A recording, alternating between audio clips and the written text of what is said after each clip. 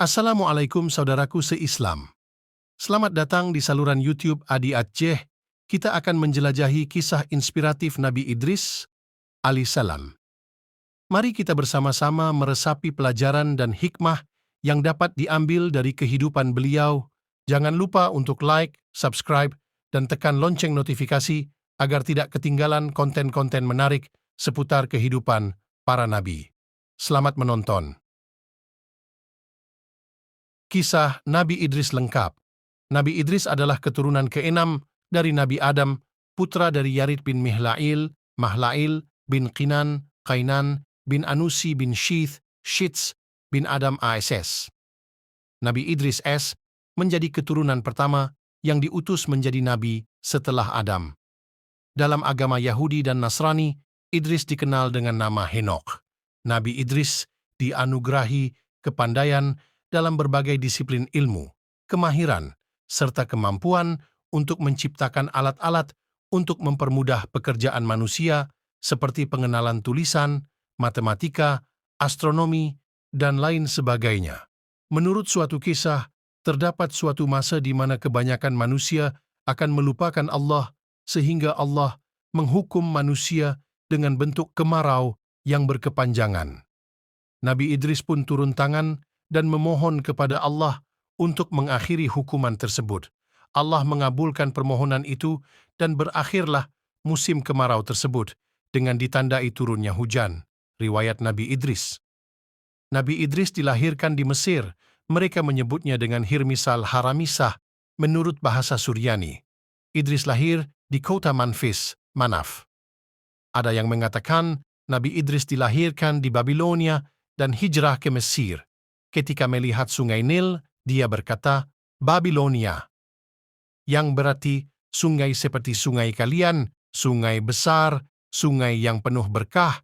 Pada zamannya dibangun 188 kota, yang terkecil di antaranya adalah Ar-Ruha.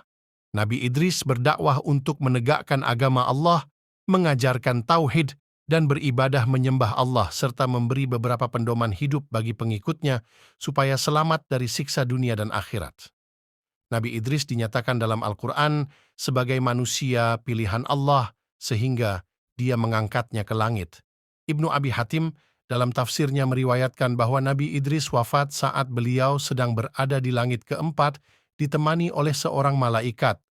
Dakwah Nabi Idris Allah berfirman, dan ceritakanlah Muhammad kisah Idris di dalam kitab Al-Quran. Sesungguhnya dia seorang yang sangat mencintai kebenaran dan seorang nabi. Qs Maryam, Nazm Sibri. Para sejarawan kuno dan ahli sejarah para nabi mengatakan bahwa beliau adalah Idris bin Burd, ada juga yang berpendapat bin Yarid.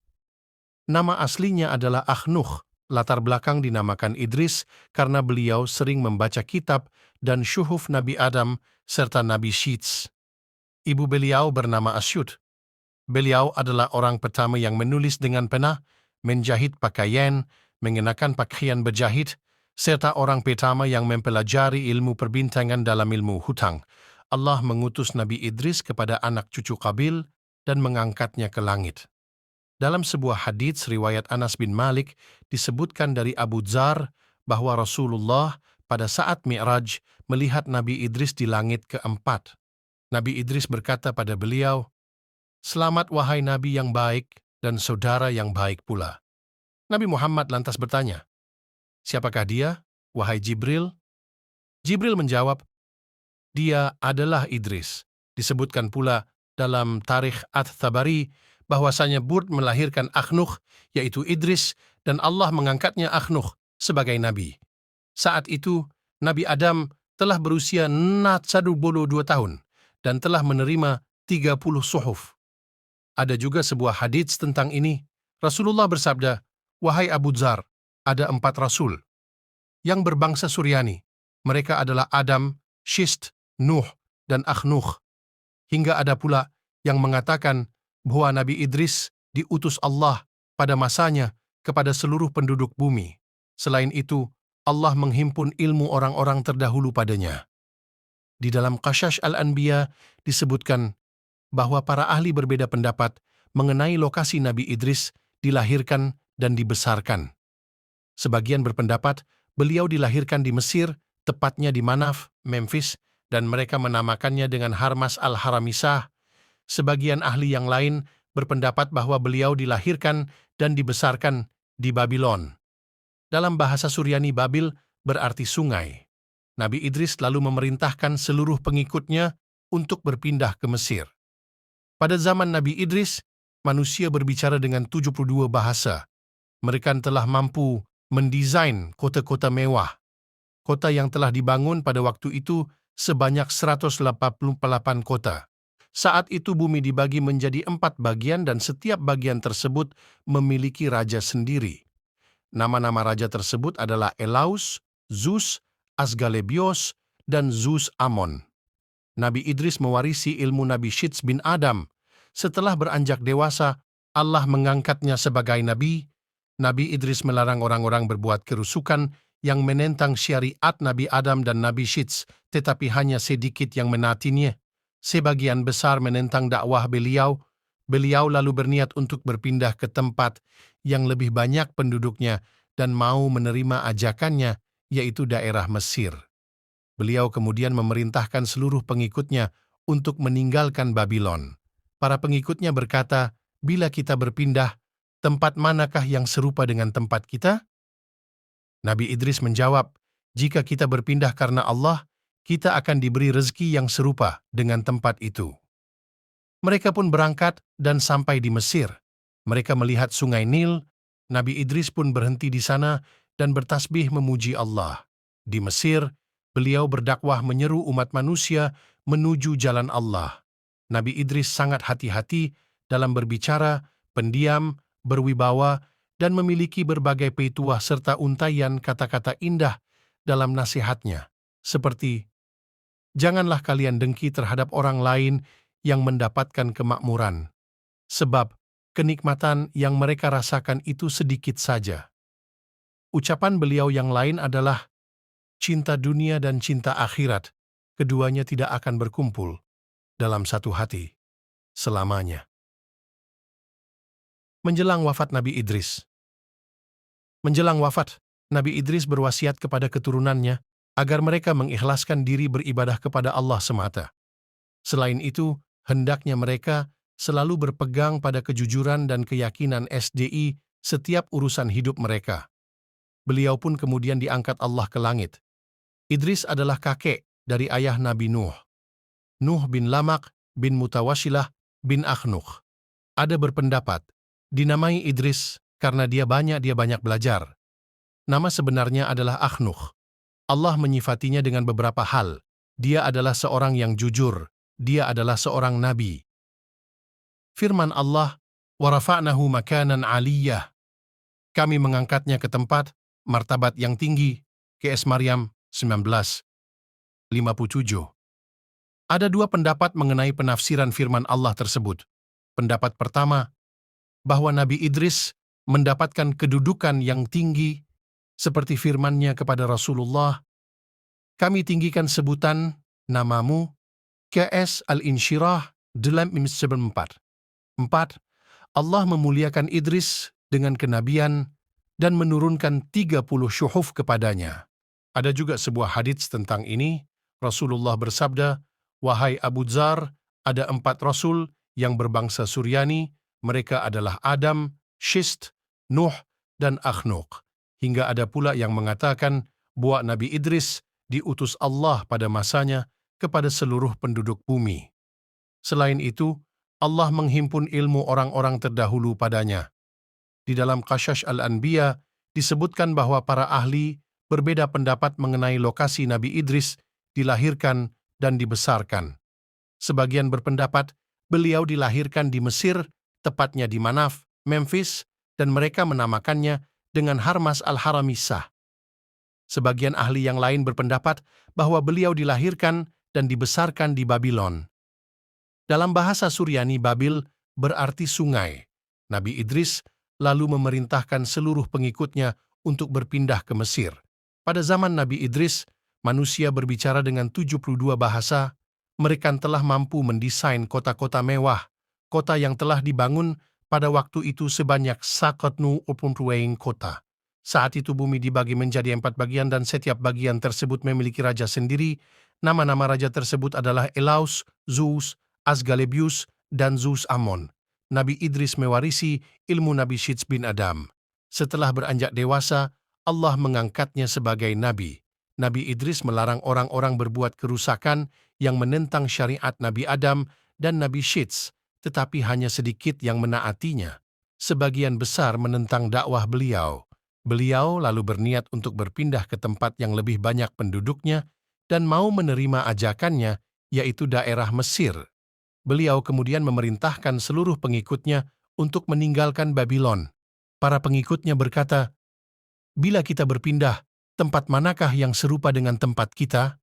Nabi Idris menjawab, "Jika kita berpindah karena Allah, kita akan diberi rezeki yang serupa dengan tempat itu." Mereka pun berangkat dan sampai di Mesir. Mereka melihat sungai Nil. Nabi Idris pun berhenti di sana dan bertasbih memuji Allah. Di Mesir, beliau berdakwah menyeru umat manusia menuju jalan Allah. Nabi Idris sangat hati-hati dalam berbicara, pendiam, berwibawa, dan memiliki berbagai petua serta untaian kata-kata indah dalam nasihatnya, seperti, "Janganlah kalian dengki terhadap orang lain yang mendapatkan kemakmuran.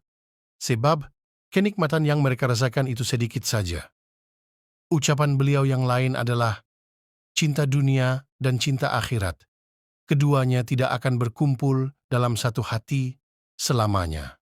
Menjelang wafat Nabi Idris berwasiat kepada keturunannya agar mereka mengikhlaskan diri beribadah kepada Allah semata. Selain itu, hendaknya mereka selalu berpegang pada kejujuran dan keyakinan SDI setiap urusan hidup mereka.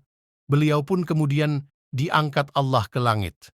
Idris adalah kakek dari ayah Nabi Nuh, Nuh bin Lamak bin Mutawasilah bin Akhnukh. Ada berpendapat dinamai Idris karena dia banyak belajar. Nama sebenarnya adalah Akhnukh. Allah menyifatinya dengan beberapa hal. Dia adalah seorang yang jujur, dia adalah seorang nabi. Firman Allah, "Wa rafa'nahu makanan aliyah." Kami mengangkatnya ke tempat martabat yang tinggi. QS Maryam 19:57. Ada dua pendapat mengenai penafsiran firman Allah tersebut. Pendapat pertama, bahwa Nabi Idris mendapatkan kedudukan yang tinggi, seperti firman-Nya kepada Rasulullah, "Kami tinggikan sebutan namamu." QS Al-Insyirah 94:4. Allah memuliakan Idris dengan kenabian dan menurunkan 30 syuhuf kepadanya. Tidak hanya itu, Nabi Idris adalah nabi pertama yang menulis dengan pena, mempelajari ilmu perbintangan, ilmu hitung, aritmetika, orang pertama yang menjahit dan memakai baju dari kain. Sebab para pendahulunya tidak mengenakan pakaian dari kain, tetapi dari kulit. Pendapat kedua, maksud dari kata tinggi dalam ayat tersebut adalah tempat yang sangat tinggi. Demikianlah argumen yang lebih kuat. Sebab ketinggian yang disandingkan dengan tempat berarti ketinggian tempat, bukan tingginya derajat. Kemudian, para ulama berbeda pendapat mengenai hal ini. Sebagian mereka berpendapat bahwa Allah mengangkat Nabi Idris ke langit atau ke surga. Dengan begitu, dia dalam kondisi hidup, tidak mati. Sementara itu yang lain berpendapat Allah mengangkatnya ke langit dan melepaskan ruhnya. Kemudian Ibnu Abbas bertanya kepada Ka'ab mengenai firman Allah, "Kami mengangkatnya ke tempat martabat yang tinggi." QS Maryam 16:57. Menurut Ka'ab, malaikat pencabut nyawa mendatangi Nabi Idris. Nabi Idris pun mengajaknya bicara sampai malaikat menunda pencabutan nyawanya. Lantas malaikat itu membawanya ke langit dengan kedua sayapnya. Sesampainya di langit keempat, malaikat itu berkata, "Aku sebenarnya diutus mencabut nyawamu di langit keempat."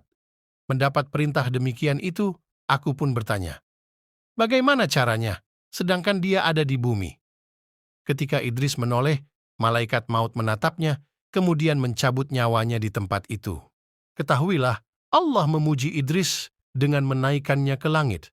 Sebab biasanya, yang diangkat ke langit hanya mereka yang memiliki dan kedudukan yang tinggi.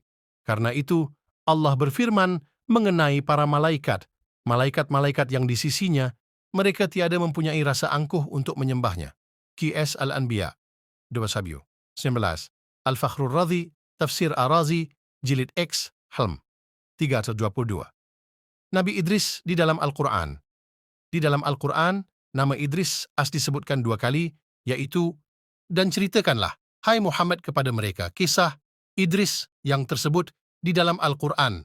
Sesungguhnya ia adalah seorang yang sangat membenarkan dan seorang nabi, dan kami telah mengangkatnya ke martabat yang tinggi. QS Maryam 19:57. Dan ingatlah kisah Ismail, Idris, dan Zulkifli. Semua mereka termasuk orang-orang yang sabar. Kami telah memasukkan mereka ke dalam rahmat kami. Sesungguhnya mereka termasuk orang-orang yang saleh. QS Al-Anbiya 21:85-86. Nabi Idris dalam hadits.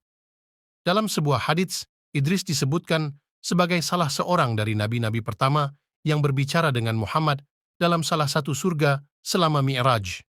Diriwayatkan dari Abbas bin Malik, gerbang telah terbuka, dan ketika aku pergi ke surga keempat, di sana aku melihat Idris. Jibril berkata kepadaku, ini adalah Idris, berilah dia salamu. Maka aku mengucapkan salam kepadanya dan ia mengucapkan salam kepadaku dan berkata, selamat datang saudaraku, yang alim dan nabi yang saleh. Sahih Bukhari 5:8-22-27. Idris dipercayai sebagai seorang penjahit berdasarkan hadits ini.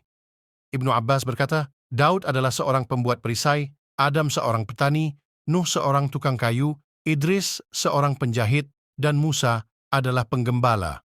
Dari Al-Hakim, nasihat dan ajaran Nabi Idris. Kepada Nabi Idris dinisbatkan beberapa hikmah, kata-kata bijak, berikut ini. 1. Tanpa membagi-bagikan nikmat yang diperolehnya, seseorang dikatakan tidak bersyukur kepada Allah atas nikmat-nikmat yang diperolehnya itu. 2. Kesabaran yang disertai iman kepada Allah akan membawa kemenangan. 3. Orang yang bahagia adalah orang yang waspada dan mengharapkan syafaat dari Tuhannya dengan amal-amal salehnya. 4. Bila kamu memohon sesuatu kepada Allah dan berdoa, maka ikhlaskanlah niatmu. Demikian pula untuk puasa dan salatmu. 5. Janganlah bersumpah palsu dan janganlah menutup-nutupi sumpah palsu supaya kamu tidak ikut berdosa. 6. Taatlah kepada rajamu dan tunduklah kepada pembesarmu serta penuhilah selalu mulutmu dengan ucapan syukur dan puji kepada Allah. 7. Janganlah iri hati kepada orang-orang yang nasibnya baik karena kesenangan yang mereka peroleh sebenarnya sangat sedikit. 8. Barang siapa tidak merasa cukup, maka tidak ada sesuatu pun yang membuatnya puas. Semoga kisah Nabi Idris alaihissalam bermanfaat bagi kita semua dan dapat mengambil hikmah untuk hidup dalam Islam. Wassalam.